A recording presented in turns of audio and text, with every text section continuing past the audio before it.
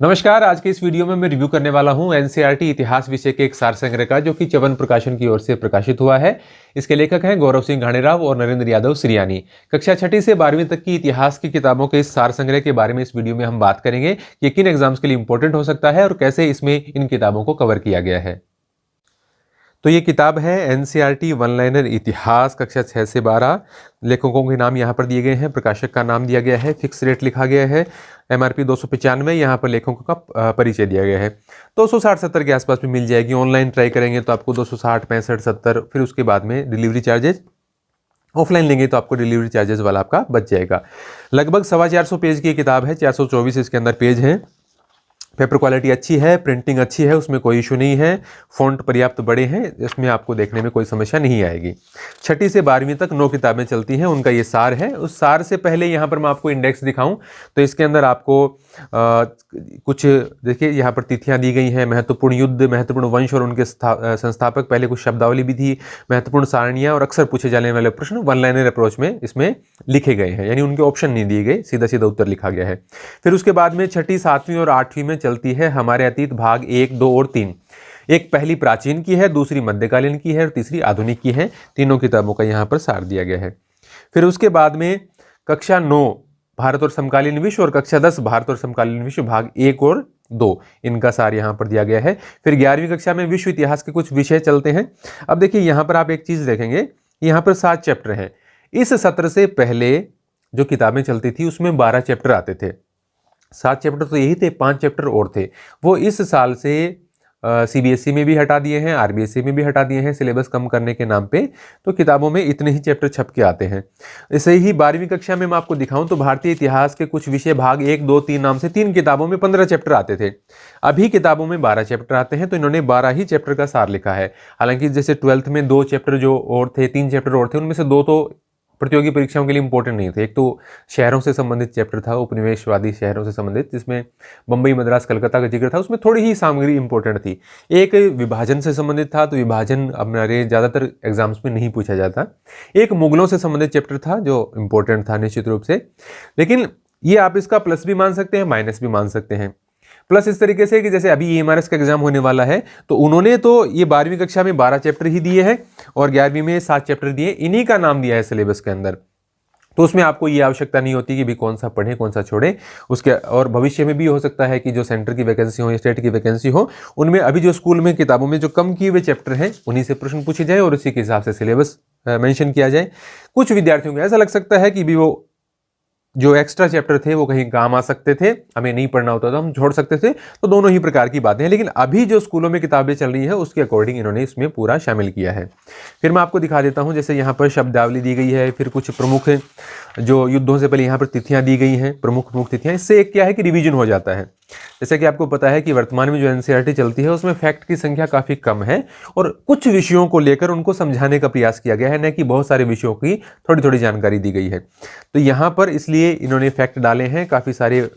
ये आपको सन दिख जाएंगे प्राचीन से लेकर आधुनिक तक के। उसके बाद में प्रमुख युद्धों के बारे में पता चल जाएगा। फिर कुछ सारणियाँ हैं, देखिए कुछ वंश और उनके संस्थापक, फिर महत्वपूर्ण सारणियाँ हैं।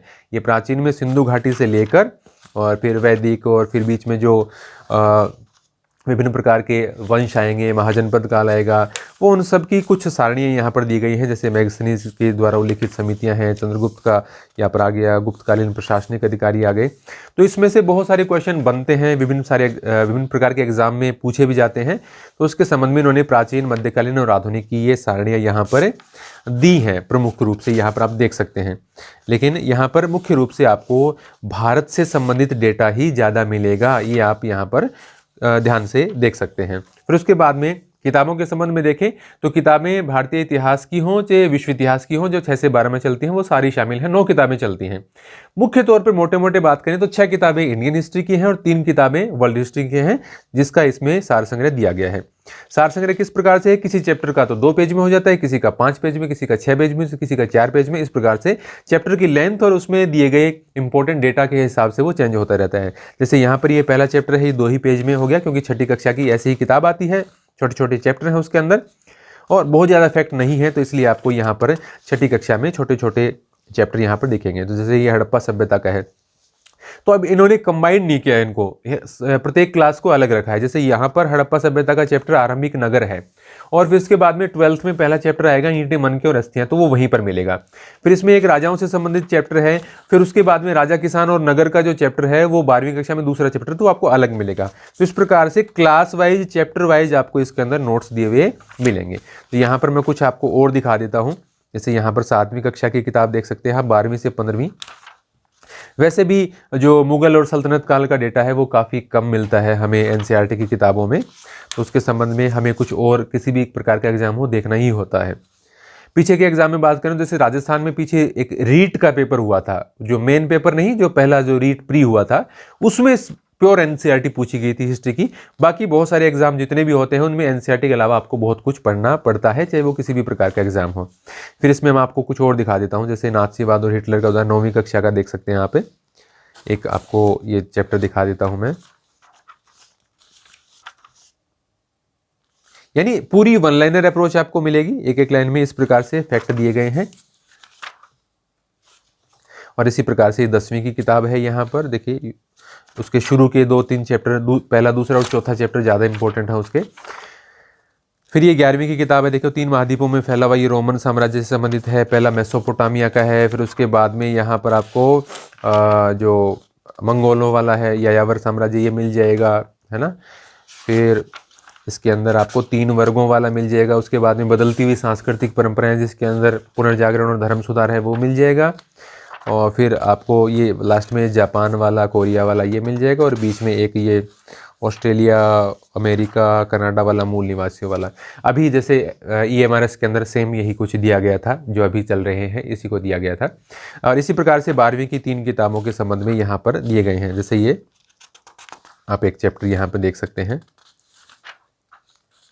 तो ये किताब किसके लिए है, मैं आपको बेसिकली बताऊं कि आपका कोई भी ऐसा एग्जाम है, जैसे स्टेट से संबंधित हो, शिक्षक भर्ती से संबंधित हो कोई, या फिर सेंटर की कोई वैकेंसी से संबंधित हो, KVS हो, NVS हो, EMRS हो, तो उस प्रकार की वैकेंसी या DSSS भी हो, जिसके अंदर आपको लगता है कि एनसीईआरटी से संबंधित सिलेबस दिया गया है या एनसीईआरटी से संबंधित प्रश्न आते हैं, तो उसके अंदर आप इस प्रकार का सार संग्रह पढ़ सकते हैं। क्योंकि 9 किताबें खरीद कर और फिर उनसे नोट्स बना के, क्योंकि उन्हीं 9 किताबों को आप बार बार नहीं पढ़ेंगे, तो उन किताबों को खरीद कर, 9 किताबों का खर्चा भी ज़्यादा लगता है, और फिर उनके आप नोट्स बनाएं, छांटें, उनको पढ़ें, तो वो टाइम और वो जो समय, आपका जो पैसा है, उसको बचा के आप नोट्स टाइप में कोई किताब पढ़ना चाहें तो आप इस सार संग्रह को पढ़ सकते हैं।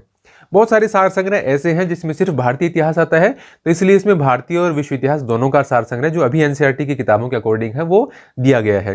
तो किसी भी एग्जाम में आपको जरूरत लगे इस प्रकार का एनसीईआरटी का 6 से 12 का सार संग्रह पढ़ने की, तो निश्चित रूप से आप ये किताब को पढ़ सकते हैं। अच्छे तरीके से इसमें इस सार संग्रह को लिखा गया है शॉर्ट के अंदर।